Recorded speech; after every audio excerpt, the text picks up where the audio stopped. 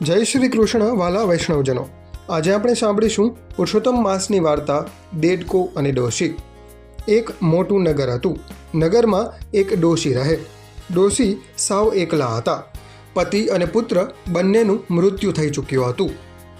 ડોશીને સગા વહાલામાં બીજું કોઈ નહોતું। સાવે આધાર વગરના એકલા અટુલા। એવામાં પાવન પુરુષોત્તમ મહિનો આવ્યો।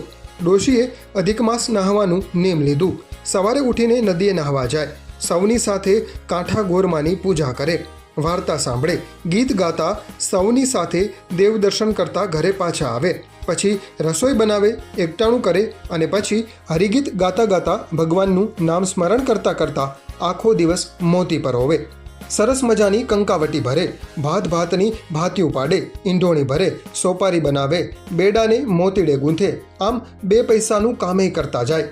એમાં એક દિવસ ડોશી રસોઈ બનાવતા બનાવતા દાઝી ગયા। હથેળીમાં મોટો મસ જામફળ જેવડો ફોલ્લો થઈ ગયો। રસોઈ અધૂરી રહી અને અપવાસ થયો। ત્યારે ડોશીને હૈયામાં બહુ લાગી આવ્યું, હે ભગવાન, સાવ એકલી પડી ગઈ છું। હવે આ મટે નહીં ત્યાં સુધી મારાથી મોતી પરોવાશે નહીં, રંધાશે નહીં। ઘરમાં કોઈ કરવાવાળું હોત તો ઘરના કામકાજની મારે કોઈ ચિંતા નહોતી। હે તે હરિગીત ગાત, મોતી પરોવેત ને હેયને મજાની કથા વાર્તા સાંભળેત, આખો દિવસ દેવદર્શન જાત। પણ અરે રે, મારા જેવી અભાગણીને એવા સુખ ક્યાંથી? ભલા ભગવાન, પરભવના કેવા પાપ છે તે આ ભવે આટલું દુઃખ સહન કરવાનો વારો આવ્યો છે। આમ ડોશી હૈયાવલોપાત કરે છે। ગોલોકમાં ભગવાન પુરુષોત્તમ રાયજીને ડોશી ઉપર કરુણા થઈ। વિચારે છે કે ડોશીને વ્રત નિયમમાં આમ વિક્ષેપ થાય છે। કામનો ભાર ઓછો કરવો જોઈએ, જેથી એ આનંદથી સત્સંગ કરી શકે। ભગવાનને પોતાના ભક્તને ભીડ પડે એ સહન થાય નહીં। ઉદ્ધવજીને ભગવાને પોતે જ કહ્યું છે કે ઉદ્ધવ મોહે સંત સદા અતિ પ્યારે। સંતો ભક્તો ભગવાનને ખૂબ વહાલા લાગે છે। ભગવાને ડોશી ઉપર કરુણા કરી અને ડોશીની હથેળીમાં થયેલો ફોડલો ફૂટી ગયો। ફોડલામાંથી નર્યું પાણી જ નીકળે, પરંતુ એને બદલે એમાંથી સુંદર મજાનો સોનેરી રંગનો એક દેડકો પણ નીકળ્યો। ડોશી દેડકાને જોઈ નવાઈ પામી અને ટગર ટગર તેને જોતી રહી। દેડકો પણ ડોશીની સામે માથું હલાવતો જાય અને ટગર ટગર જોયા કરે। ડોશીની મતિ અટકી ગઈ। ભલા ભગવાન, આસો ચમત્કાર! પણ પ્રભુ પ્રેરિત ડોશી અને દેડકો ધીરે ધીરે એકબીજાથી ટેવાઈ ગયા। ડોશી દેડકાને દીકરાની જેમ હુલાવે ફૂલાવે છે, ખવડાવે છે, રમાડે છે। દેડકોય ડોશી જ્યાં જાય ત્યાં સાથેનો સાથે। ધીરે ધીરે આખા નગરને ખબર પડી ગઈ અને પછી તો એવું કહેવાય કે પેલી દેડકાવાળી ડોશી।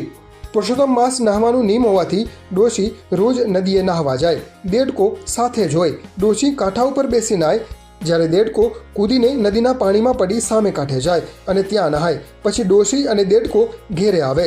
આમ રોજ ચાલે છે। હવે થયું એવું કે નદીના કાંઠે જ્યાં દેડકો નહાય છે ત્યાં જ રાજાનો મહેલ હતો। એક દિવસ રાજાની કુંવરી મહેલના ઝરૂખે ઊભી હતી। તેની નજર નદીમાં નહાતા એક રૂપના અંબારસમા સુંદર પુરુષ પર પડી। જોતાની સાથે જ કુંવરી આ સુંદર અને ક્રાંતિવાન પુરુષ ઉપર મોહિત થઈ પડી અને જોતી જ રહી। ત્યાં પેલો પુરુષ નદીમાંથી બહાર આવીને દેડકાનું રૂપ લઈ પાછો નદી વાટે પેલા ડોશી પાસે ચાલ્યો ગયો।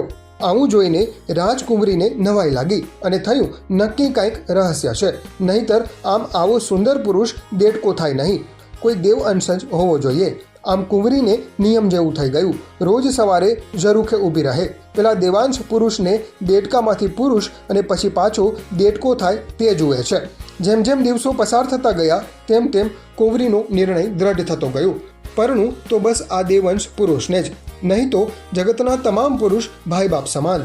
રાજા રાણીને પણ કુંવરી ઉંમરલાયક થઈ હોવાથી એને વડાવવાની ચિંતા થઈ, પણ કોઈ યોગ્ય વરની શોધ ચાલુ જ હતી। આ વાતની કુંવરીને ખબર પડી કે તરત જ પોતાની બહેનપણી જેવી એક દાસી મારફતે રાજા રાણીને કહેવડાવ્યું કે પરણું તો પેલી ડોશીના દેડકા સાથે, નહીંતર બીજા ભાઈને બાપ। દીકરીની આવી વાત જાણતા જ રાજા રાણીને ચિંતા થવા લાગી। કુંવરીને ઘણી સમજાવી, પરંતુ કુંવરી માની નહીં। રાજાને થયું, આમ દેડકા સાથે કુંવરી પરણવાની જીદ લઈને બેઠી છે। દીકરી સાવે આમ કરે નહીં, વિચારશીલ છે, સંસ્કારી છે, વળી રાજકુંવરી છે અને છતાંય જીદ કરે છે, માટે નક્કી કોઈ રહસ્ય જરૂર હોવું જોઈએ, નહીંતર આમ સાવ ગાંડ પણ તે કરે નહીં। ગુણિયલ દીકરી કદાચ કંઈક પામી ગઈ હોય અને તેથી જ જીદ લઈ બેઠી હોય તેમ રાજા મનોમન વિચારે છે. રાજાએ રાણીને સમજાવી લીધી. રાજાએ રાણીને કહ્યું, જુઓ રાણી, પછી તો ધાર્યું ધણીનું જ થાય. કુંવરીના પ્રારબ્ધમાં જો કંઈક આવું જશે તો એમાં આપણું કાંઈ ચાલશે નહીં. માટે ભગવાન ઉપર અને ગુણિયલ દીકરી ઉપર ભરોસો રાખો. જે થાય તે જોયા કરો. આમ વિચાર કરી રાજાએ પેલી ડોશીને બોલાવી પોતાની કુંવરીની ઈચ્છા દેડકા સાથે પરણવાની છે એ વાત કરી.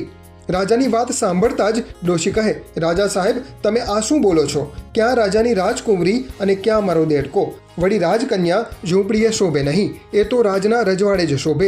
માટે આપ વિચાર કરો મહારાજ. આ તો ક્યાં રાજા ભોજ ને ક્યાં ગંગુ તેલી. હું રાખ ગરીબ અને રાજકુળની દીકરીના લાડકોડ ક્યાંથી જાળવી શકું? ડોશીની વાત સાંભળી રાજા કહે, માજી, ધન દોલત તો પ્રભુ કૃપાએ મારી પાસે અઢળક છે. તમે હા કહો એટલે વાત પૂરી. ડોશી કહે, તો જેવી આપની મરજી મહારાજ. પછી તો પુષ્કળ ધન આપી ડોશીને વિદાય કરી. ત્યાર પછી ખૂબ ધામધૂમથી દેડકા સાથે કુંવરીના લગ્ન થયા. પરણીને દેડકા સાથે કુંવરી ડોશીના ઘરે આવે છે. રાત્રિના સમયે દેડકો ને કુંવરી ઘરમાં છે. ડોશી ઘરની ઓસરીમાં ખાટલો નાખી ઘસઘસાટ ઊંઘી ગયા. એટલે તક જોઈને કુંવરી દેડકાને કહેવા લાગી, સ્વામી, મને ખબર છે આપ દેડકાનું રૂપ ધરી આપનું દિવ્ય રૂપ છુપાવી રહ્યા છો. આપ જ્યારે નદીમાં સ્નાન કરતા હતા ત્યારે મેં મારી સગી આંખે આપને દેડકામાંથી પુરુષ અને પછી દેડકો થતા જોયા છે. હવે દેડકાનું રૂપ છોડી આપ આપના અસલ સ્વરૂપે પ્રગટ થાવ. દેડકો કુંવરીની વાત સાંભળી કહે, હે કુંવરી, તે આમાંય સુખ અને સહાયની વચ્ચે પણ ભક્તિભાવથી મારું વ્રત કર્યું, અધિક માસ સ્નાન કર્યું, એટલે હું પ્રસન્ન છું અને તેથી જ તારી ઈચ્છા પૂર્ણ થઈ છે. પરંતુ તમારે હમણાં ધીરજ ધરવી પડશે. તમારા માતા પિતાને કહો મહાયજ્ઞ કરે, ત્યારબાદ હું આપનો સ્વીકાર કરીશ. રાજકુંવરીએ રાજાને બધી વાત કરી. રાજા રાણીના આનંદનો પાર ન રહ્યો. કડીનાય વિલંબ વિના મહાયજ્ઞ કરાવ્યો છે. ખૂબ દાન પુણ્ય કર્યા, જેનાથી પુરુષોત્તમ ભગવાન પ્રસન્ન થયા છે. દેડકાનું રૂપ છોડી ભગવાન પુરુષોત્તમ નારાયણ પ્રગટ થયા છે. ચારે કોર જય જયકાર થયો છે. આકાશમાંથી પુષ્પવૃષ્ટિ થઈ છે. જય હો, જય હો, જય જયકાર થયો. રાજકુંવરી પ્રભુના ચરણે પડી છે. ભગવાન પુરુષોત્તમ રાયે કુંવરીનો સ્વીકાર કર્યો છે. આનંદ મંગળ વર્તાયો છે. ડોશી તો ખુશીની મારી ગાંડી ઘેલી થઈ ગઈ છે. તેને અપાર આનંદ થયો છે. હે વહાલા પુરુષોત્તમ પ્રભુ, જેવા તમે ડોશીને અને રાજકુંવરીને ફળ્યા તેવા અમ સૌને ફળજો. જય પુરુષોત્તમ રાય.